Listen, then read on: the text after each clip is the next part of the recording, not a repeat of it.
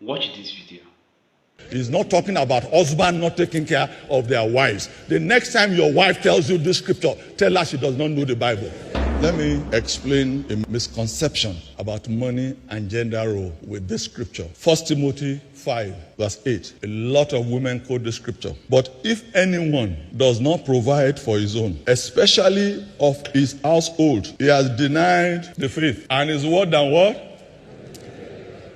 Oh, really? The problem with this scripture, and I don't know who started quoting it, that a lot of women come to pastors and they want to quote this. You don't know the Bible. This scripture has nothing to do with any man in marriage. Nothing. Let's go back.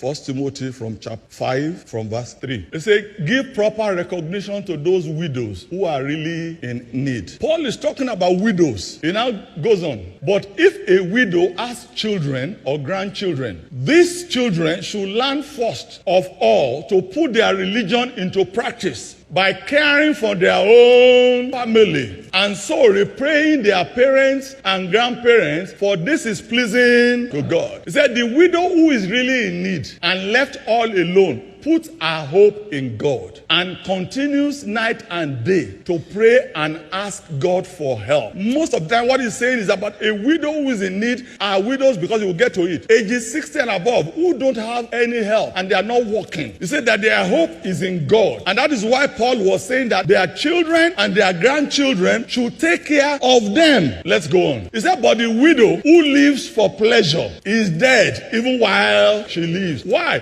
Because he's also saying that there are some widows, maybe they became widows when they were young, and now they see themselves as free. So they are sleeping around, they are messing around, they're just going around thinking, oh, my husband is dead, now I am free. These are the ones that he's talking about. He said, give the people these instructions so that no one may be open to blame. Anyone who does not provide for their relatives, and especially for their own household, has denied the faith and is worse than another translation says an infidel, right? So who are these people he's talking about? The children and the grandchildren that does not provide for their own widow. He's not talking about husband not taking care of their wives. The next time your wife tells you this scripture, tell her she does not know the Bible.